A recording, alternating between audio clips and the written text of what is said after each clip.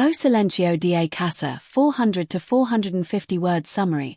Introduce the lonely mother, distant husband, quiet home, and routine. Emotional emptiness sets tone. Triggers: loneliness, saudade sample line, PT tem dias que o silencio de casa passa mais que qualquer discussão. Purpose: empathy plus slow hook 2. Amigo Inesperado 400 to 450 word summary. She meets a kind neighbor or co-worker who simply listens. Emotional connection begins. Triggers: feeling seen, warmth sample line, Eleanor me tocava, Mars parisha toca direito no meu coração. Purpose: build safe emotional infidelity 3. Converses Q forum long de May 450 to 500 word summary. Late night talks, confessions, messages. Nothing physical, but emotionally intimate. Triggers: temptation, guilt sample line, Eu sabia que não era certo, então por que eu me sentia tão viva. Purpose: tension escalation 4. Atardem que meu filho chegou mais cedo 450 to 500 word summary. She's crying in the man's arms, comfort hug. Son walks in and sees. Triggers: shock, shame sample line, quando levantei os olhos, meu filho estava pardo na porta. Purpose: turning point 5. OQL fez-me disarmu 450 to 500 word summary. Instead of judging, son hugs her and says he knows she's unhappy. Triggers: unconditional love, family bond sample line, May, voce tamba merisa feliz. Purpose: emotional peak 6. A conversa QEU evitava har anos 450 to 500 word summary. Son pushes her to talk honestly with husband. Triggers: courage, responsibility sample line, fuga doi menos, Mars destroy mais. Purpose: moral clarity 7. Escolas, padao e verdade 450 to 500 word summary. She confesses emotional infidelity. Marriage either heals or ends respectfully. Triggers: confession, relief sample line, pela primeira vez, EU escola verdade. Purpose: resolution 8. OQ meu filho me ensinu sober amor 350 to 400 word summary. Reflection and lesson. True love equals honesty, not secrecy. Triggers: catharsis sample line, naquele dia, meu filho viru meu maior professor. Purpose: moral ending white heavy check mark option 2. Double meaning clickbait safe version, misleading title but wholesome twist. This one keeps your YouTube curiosity bait. Did this sound shocking? But reveal is emotional. Story concept: she's playing with her wedding ring, old photos, guitar, a childhood toy, a memory box while thinking about leaving her husband. Her son catches her crying. Did this equals white right pointing backhand index? He secretly sells something, writes her a letter, surprises her with trip, or confronts father. Twist equals emotional sacrifice. 0 inappropriate content. Very high retention. Outline, almost equal to 3,300 to 4,000 words. A casa estava silenciosa de May.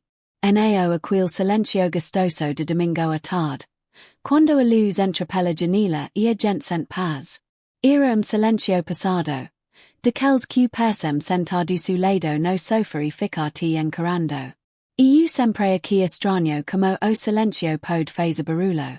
O relógio de cozinhar marcava cada segundo como tic-tac irritante, quase como se estivesse me lembrando que o tempo estava passando. Eu continuava parada no mesmo lugar. Sozinha. Meu marido tinha viajado outra vez a trabalho. Mais uma semana. Talvez duas. Eu já tinha pedido a conta. No cameco, eu reclamava. Depois, me acostumei. E agora? Eu nem sabia mais o que sentir. A gente se acostuma 8 como essência, ne? Suspirei fundo e sentei no chão de sala, encostada no sofá. A faxina já estava feita, a luca lavada, a televisão desligada. Aneo tinha nada para fazer. Então minha mente cômico a fazer o que eu mais evitava, lembrar. Puxei a caixa de madeira que ficava guardada no fundo do armário. Eu quase nunca abria. Talvez porque, toda vez que abria, alguma coisa mim doia. Pasea mau pela tampa empoeirada, como ser esta vez pedindo permissão. Depois levante devagar. Ali dentro estava a nossa história. Fotos antigas, bilhetinhos dobrados, ingressos de cinema, uma concadia prima viagem pra praia. O convite do casamento já meio amarelado pelo tempo. Coisas pequenas. Mas que, de algum jeito, pareciam gigantes. Peguei a primeira foto. Numbers 2 na cozinha do primeiro apartamento, rindo, sujos de tinta, tentando pintar a parede sozinhos. Eu lembrava de quel dia. A gente não tinha quase nada. Mas parecia ter o mundo inteiro. Engraçado como a felicidade era simples naquela época. Bastava el miolo. Bastava segurar minha mão. Hoje, a gente mal se encostava. Sem perceber. Meus dedos foram eita alianca. Eu terei devagar e comecei a girar entre os dedos. Eu girava minha alianca numbers dedos como se ela pudesse responder minhas dúvidas. Fiquei encarando o brilho gasto do ouro. Tantas promessas cabem dentro de círculo tão pequeno, ne? Pra sempre. Ne sorte e ne doença. Ne alegria e ne tristeza. Mas ninguém fala do cansaço. Do silêncio. De sensação de dividir a casa. Mas neo dividir mais o coração. Encostiei a cabeça no sofá e fechei os olhos. Ser que ainda existia amor ali. O seu costume. Ser que a gente ainda era casal. O seu dois adultos cumprindo contrato. Às vezes eu me sentia ingrata por pensar assim. Ele trabalhava tanto. Fazia tudo pela família. Mas, eu? Onde eu tinha ficado no meio disso tudo? Passei os dedos por bilhete antigo que ele tinha escrito anos atrás. Voltou cedo. Te amo mais que ontem. Eu sorry. Mas meus olhos encheram de água. Quando foi que ele parou de escrever bilhetes? Quando foi que a gente parou de conversa de verdade? O pai nao era brigar. Era nao sentir nada.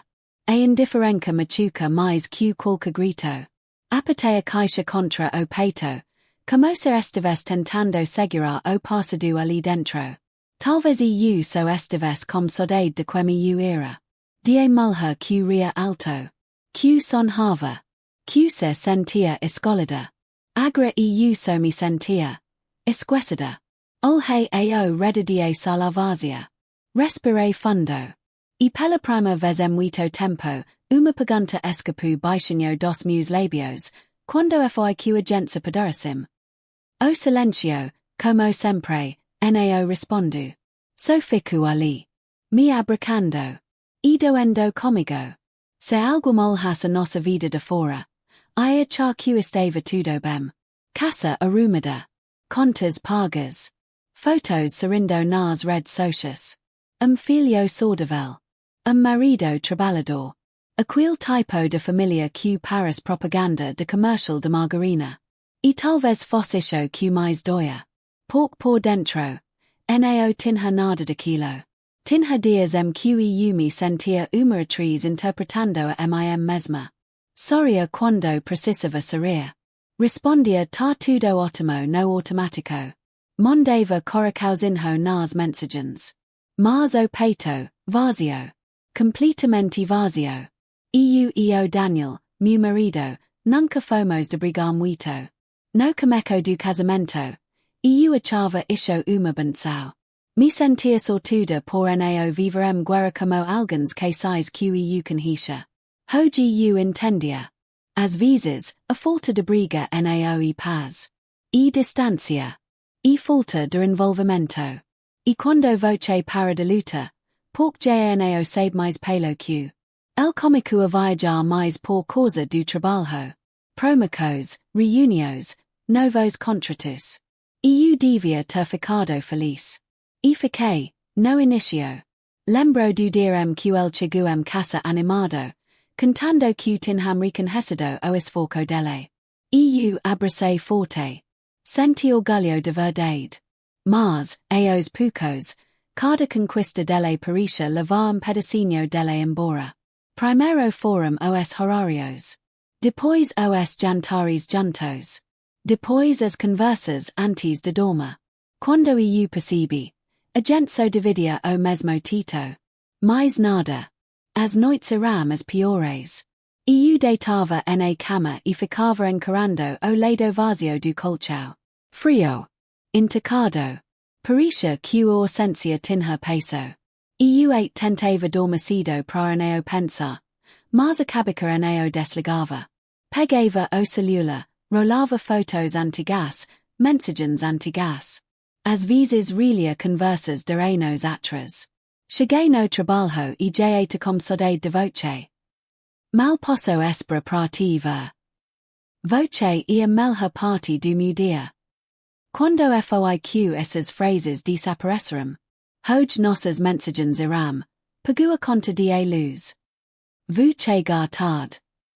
Compra pau. Práticas. Objetivas. Secas. Parecia conversa de colgas de apartamento. Nao de duas pessoas que prometeram passar a vida juntas. Tive uma noite que me marco. El tinha voltado de uma viagem de quase 10 dias. Eu preparei jantar, arrumei a mesa bonita, passei perfume. Como se fosse um encontro. Ridículo, ne? Depois de tantos anos, eu ainda queria impressionar meu próprio marido. Quando ele chegou, mal tirou o sapato. Jogo a mala no canto, mido beijo rapido no rosto e disse, Tomorto. Vou tomar banho e dorma. So isho. Nem reparu na comida. Nem pergunto como eu estava. Eu fiquei parada na cozinha, olhando o vapor subir de panela. Sozinha. De novo. Foi ali que alguma coisa dentro de mim quebrou. Na era raiva. Era paia. Era indiferença. Eu comecei a parar de contar as coisas do meu dia. Parecia inútil. LNAO tinha tempo. E, depois de tempo, eu também parei de tentar. A gente acha que o casamento acaba com trocao, com grito, com escândalo. Mas às vezes não. Às vezes ela acaba em silêncio. Devagar. Como uma planta esquecida sem água. Quando voce percebe. Já seco. E o mais assustador. A gente continua vivendo como se estivesse tudo normal. Fazendo café. Lavando roupa. Pagando boleto. Enquanto por dentro. Tudo já desmoreno. Sentada no sofá naquela tarde, segurando a aliança entre os dedos, eu me perguntei uma coisa que me dá medo de pensar. Será que eu ainda amava meu marido? Ou eu só tinha medo de ficar sozinha? Essa dúvida ficou ecoando no peito. Pesada. Culpa misturada com tristeza. Por amar algo meneo devia dor tanto assim. Devia? Eu só queria me sentir vista. Uvida. Escolhida. De novo. Mas, dentro de quel casamento. Eu já nem sabia mais como eu era. Tem tipo de pensamento que a gente finge que não existe. Aqueles que chegam de mansinho, quase sussurrando, e quando voce percebe, já está morando dentro de sua cabeça. Eu comecei a ter esses pensamentos sem nem nota. No começo eram pequenos. Inofensivos. Eu dizia para mim mesma. E se eu viajasse sozinha fim de semana? E se eu tivesse escolhido outro caminho? E se eu não tivesse casado daucido? Perguntas bobas. Norme. Todo mundo deve pensar isso às vezes, ne? Mas, como tempo, elas ficarão mais perigosas. Mais específicas. Mais difíceis de ignorar.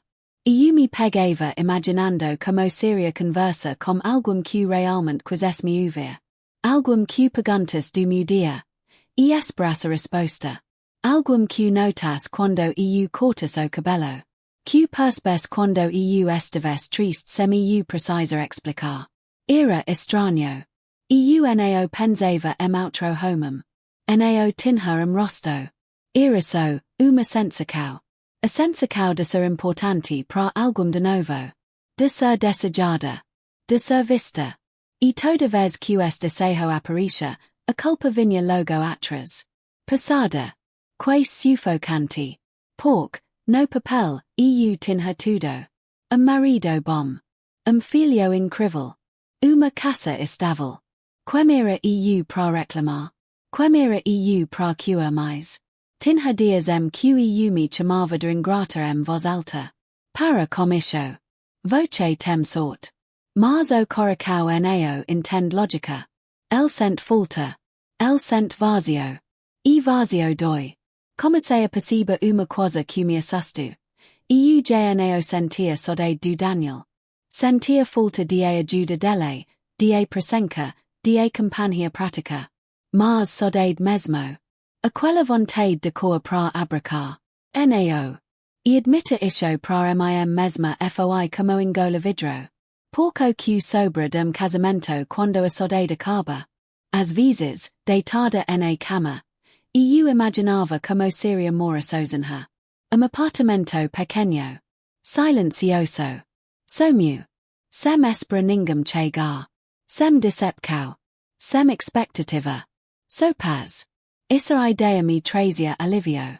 E isso me aterrorizava. Como e que a ideia de ficar sozinha podia parecer mais livre do que continua casada. Houve uma tarde que eu fiquei encarando meu reflexo no espelho do banheiro por longos minutos. Olheiras. Cabelo preso de qualquer jeito. Camiseta velha. Eu nem lembrava da última vez que tinha me arrumado para mim. Eu tinha virado mãe. Esposa. Dona de casa. Mas, onde eu tinha ido parar? Quando foi que eu deixei de ser mulher?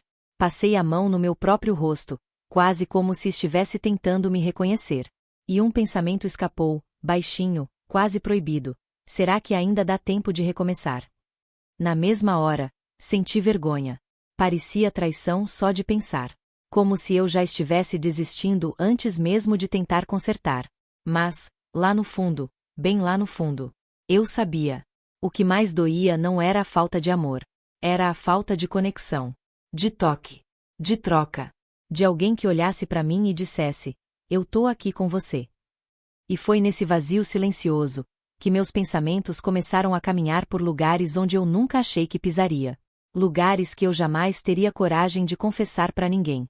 Nem pro meu marido. Nem pras minhas amigas. Nem pro meu próprio filho. Só para mim. E, às vezes, nem isso. Eu não percebi que estava chorando. Foi daquele jeito silencioso. Sem soluço. Sem barulho. Só lágrimas escorrendo devagar, quentes, teimosas. Como se meu corpo estivesse cansado demais até para sofrer alto. Eu ainda estava sentada no chão da sala, a caixa de lembranças aberta no colo. Fotos espalhadas. Bilhetes antigos. A aliança girando distraída entre meus dedos. O sol do fim da tarde entrava pela janela, deixando tudo dourado, quase bonito demais para combinar com o aperto no meu peito. Era estranho como as memórias conseguiam aquecer e machucar ao mesmo tempo. Eu segurava uma foto do nosso casamento. Eu sorria tanto nela. Os olhos brilhando. O vestido simples. A mão do Daniel firme na minha. Parecíamos dois adolescentes acreditando que amor resolvia tudo. Talvez resolvesse mesmo. Mas a gente mudou. A vida mudou. Ou talvez, eu que tenha mudado. Passei o polegar pelo rosto da foto, como se pudesse tocar aquela versão antiga de mim. Onde foi que você se perdeu? Sussurrei, sem nem perceber que estava falando em voz alta. Foi quando ouvi o barulho da porta. Um clique suave. Depois passos. Meu coração pulou. Eu não estava esperando ninguém. Limpei o rosto rápido com as costas da mão, tentando respirar fundo, fingir normalidade. Mas já era tarde. Mãe? A voz dele veio do corredor.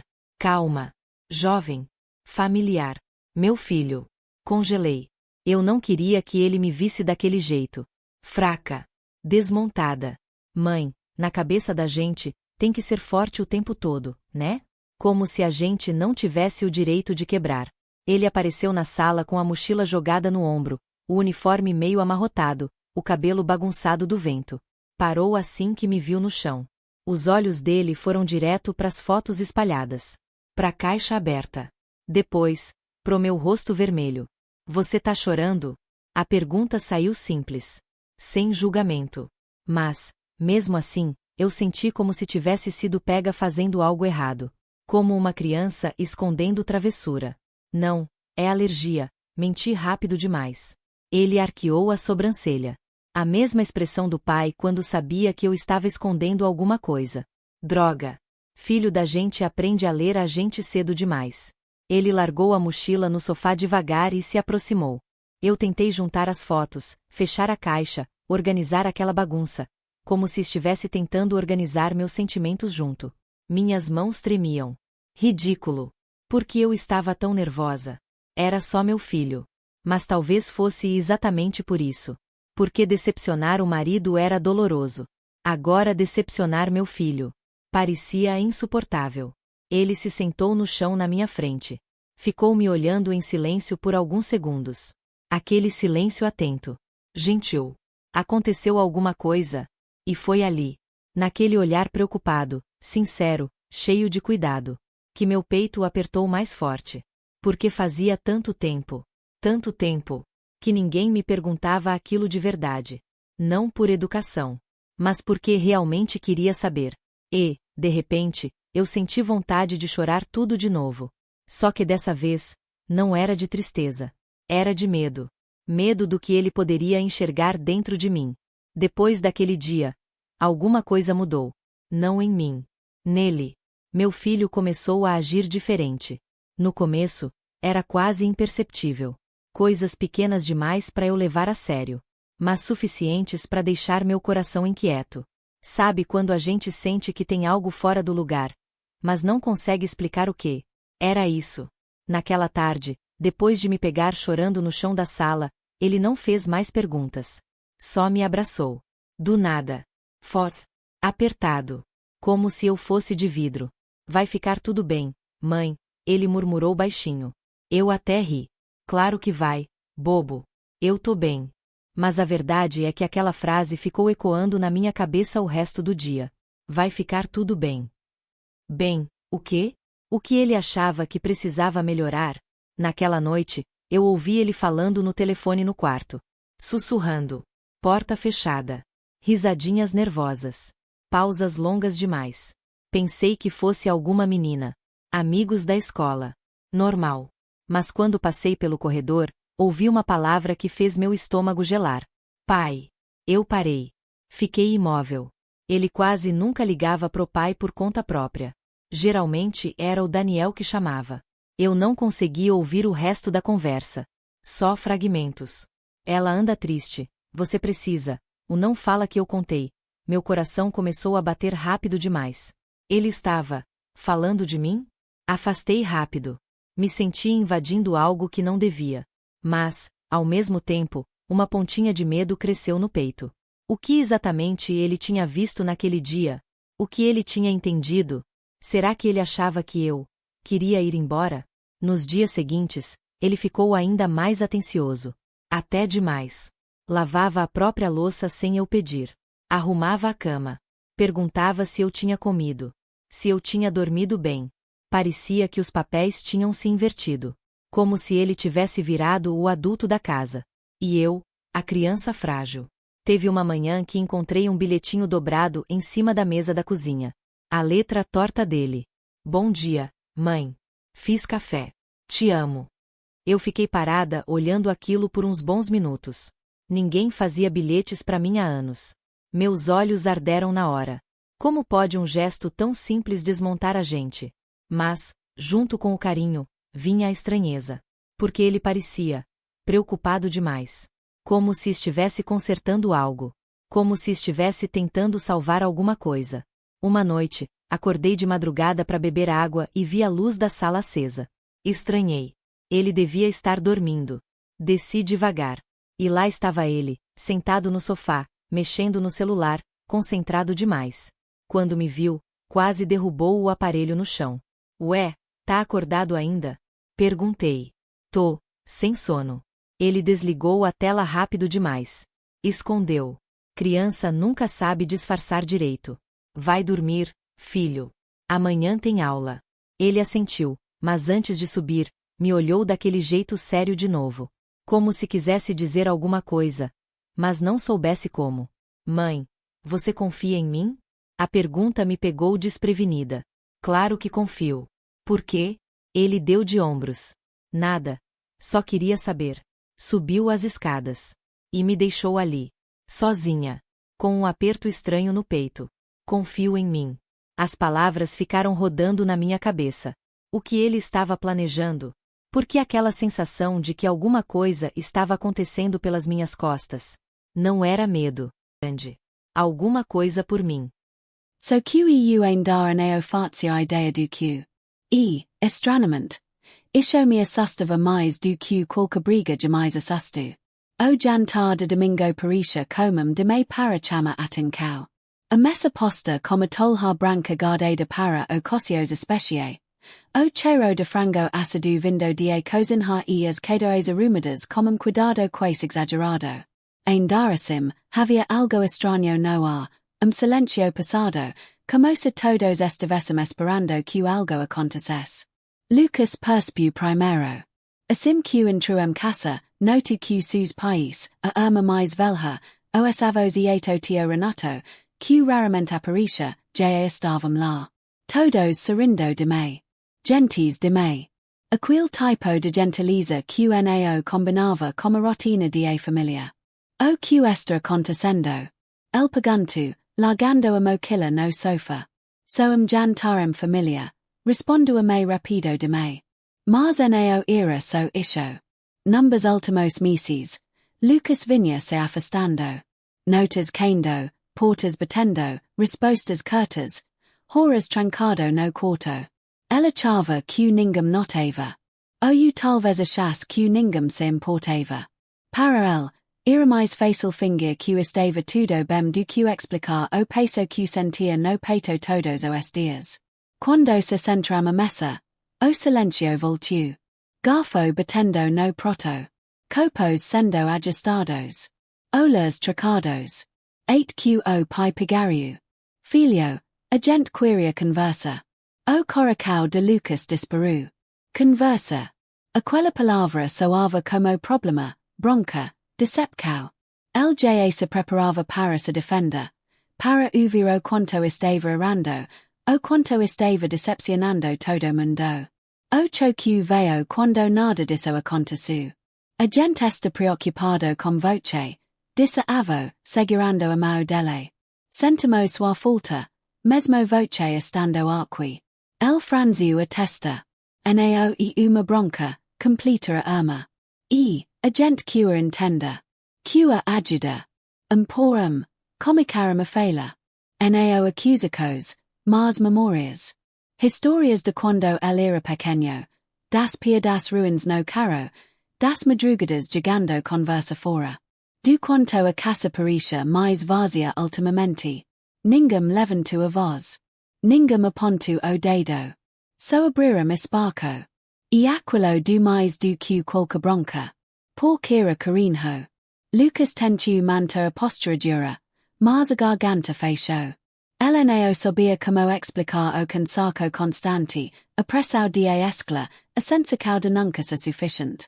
Nunca tinha colocado isso em palavras. Eu só estou cansado, murmurou, os olhos ardendo. A me levanto o abraço por trás de cadeira.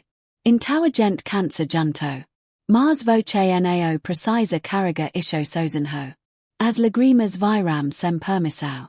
O jantar esfriou, mas a conversa esquentou. Riram, choraram, prometeram tentar mais. Combinaram mudanças pequenas. Dividir responsabilidades, pedir ajuda, falar antes de explodir. Nada mágico. Nada perfeito. Mas real. Naquela noite, Lucas subiu para o quarto diferente. Os problemas ainda existem.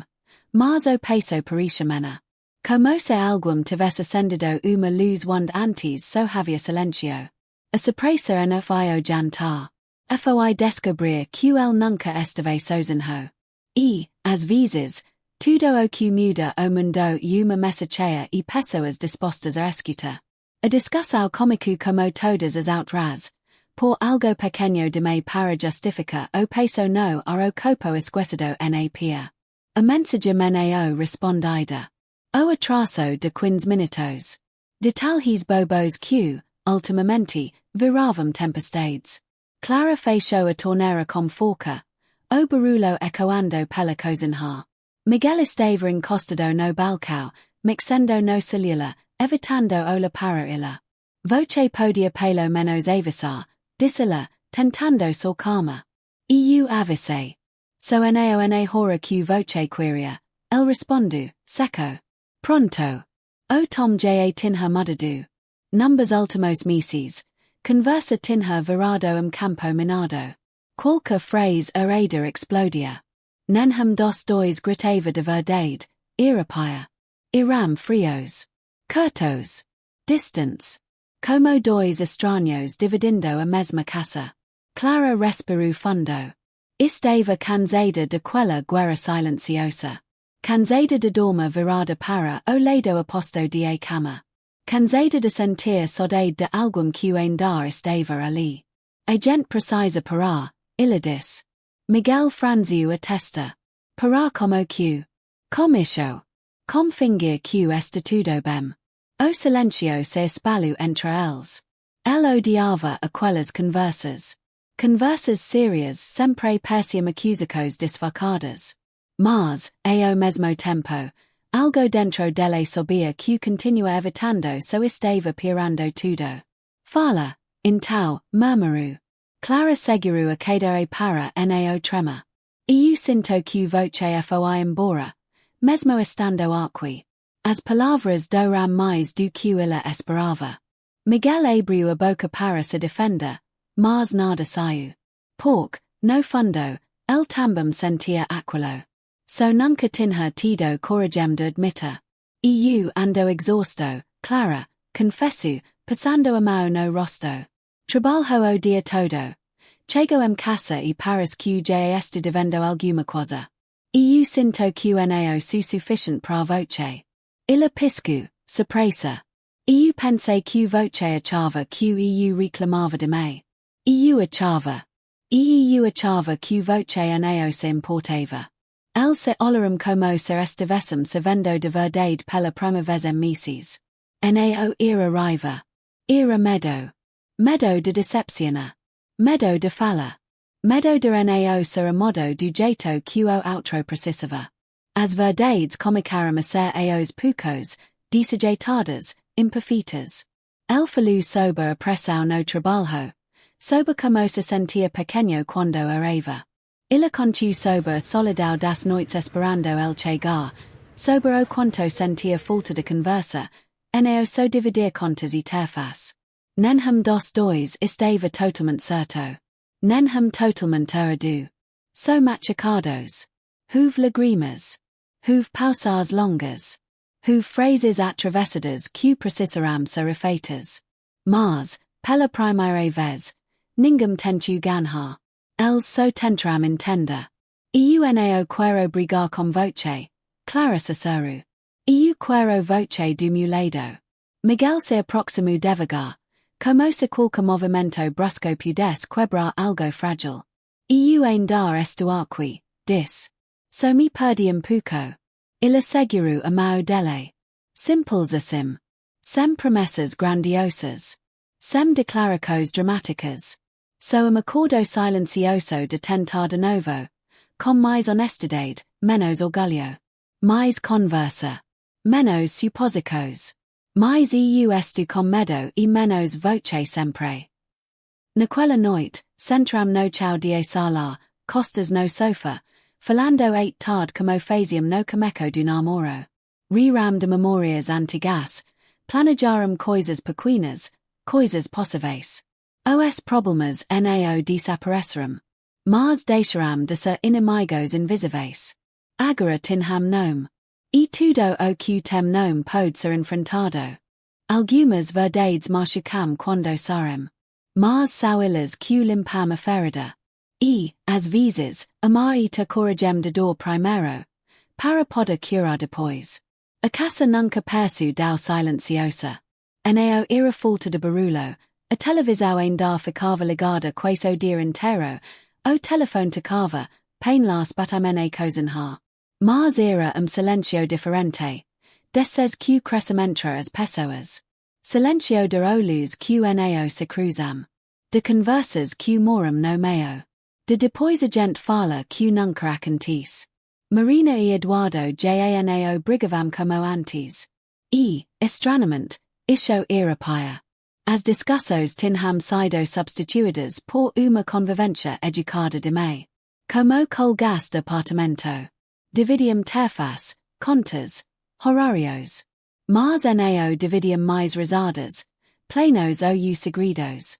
O amor nao tinha ido embora de uma vez. So tinha se desgastado, aos poucos, como tinta descascando de pared. E no meio de tudo isso estava Theo, 8 anos, atento a tudo com seus olhos grandes de me para a idade. Os adultos achavam que ele nao percebia. Criança sempre percebe. Ele notava quando o pai dormia no sofá sem cura. Quando a mãe fingia mexa no celular so para nao conversa. Quando os dois usavam tanto faz como resposta para qualquer coisa. Theo sentia saudade de quando a casa era barulhenta. De quando faziam guerra de travesseiro.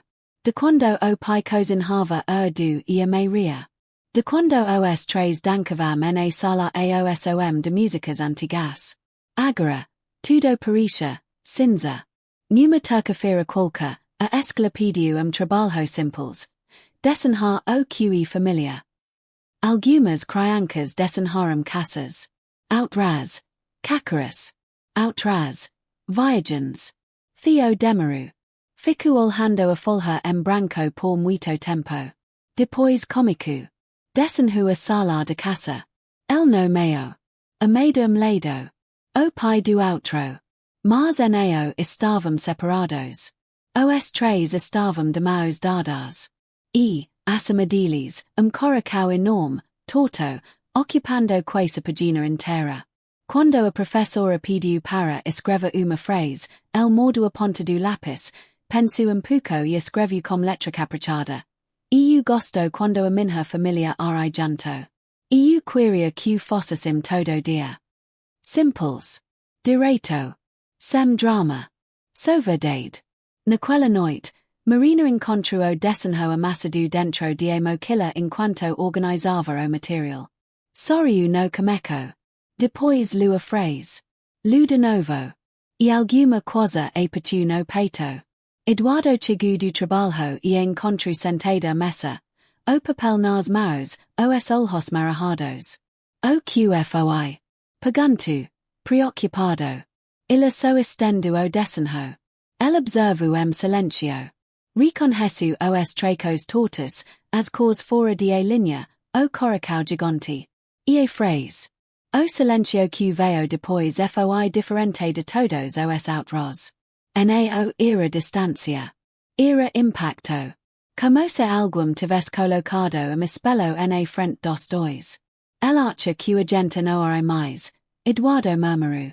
Pouca gente não ai, Marina respondeu, a voz falhando. Nenhum dos dois soube o que disse.